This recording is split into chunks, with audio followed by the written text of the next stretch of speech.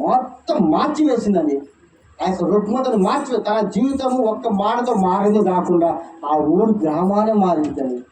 అది నీ విశ్వాసం అంటే, అది రక్షణ. నిజమైన రక్షణ ఏంటంటే ప్రతి దానికి భయమే. క్రైస్తవులన్న భయం. ఈ లోకంలో జీవించాలని భయపడుతున్నామంటే గల కారణాలు మన బలహీనతనే. దేవుని మాటలు పెట్టడం వల్లే. అయ్యా నువ్వు నా సొత్తు, నేను పేరు పెట్టి నేను పిలిచి ఉన్న సహోదరుడా, నువ్వు ఎందుకు భయపడుతున్నావు? ఆ రోజు సమస్య ఏం చేసినదంటే నా మాట విన్నది, నన్ను వెంబడించింది, నన్ను గైకొంది. నా మాట చొప్పున సమరయ గ్రామంకి వెళ్ళి సువార్త చెప్పిందండి, ప్రచురించింది.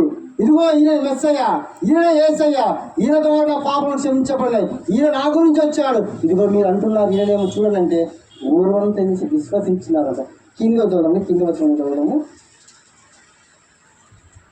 అనేకులు ఆయన విశ్వాసం ఉంచి ఆ సమరయులు ఆయన ఎదుకు వచ్చి తమ ఎదుట ఉండుమని ఆయన వేడుకొని కనుక ఆయన అక్కడ 2 దినాలు ఉండేను. ఆయన మాటలు వినినందున ఇంకను అనేకులు నమ్మి ఆ స్త్రీని చూసి ఇక మీద నువ్వు చెప్పిన మాటను బట్టి కాక మా మటుకు మేము విని మేము ఆయన లోక రక్షకుగా తెలుసుకొని నమ్ముచున్నాం. దేవునికి మహిమ కలుగుగాక. హల్లెలూయా. అక్షరాలు ఎంత గొప్ప సాక్ష్యం సంపాదించిన స్త్రీ, ఈ లోకానుసారంగా జీవిస్తున్న స్త్రీ, ఈ లోకానుసారంగా క్యారెక్టర్ లేకుండా ఈ వ్యక్తిగతంగా దూషించబడుతూ అవమానించబడి వెలువెట్టిన స్త్రీ దేవుడు ఏం చేసిండు?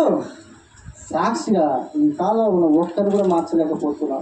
మన కుటుంబాన్ని కట్టుకోలేకపోతున్నాం, పరిస్థితులను చక్కబెట్టుకోలేకపోతున్నాం, సమాజానికి సంఘానికి తర్వాత ముందు మన కుటుంబానికి మనము సాక్షిగా నిలబడలేకపోతే కారణం ఏంటంటే సమరస్య వల్ల మనం ధైర్యంగా నిలబడటం లేదు.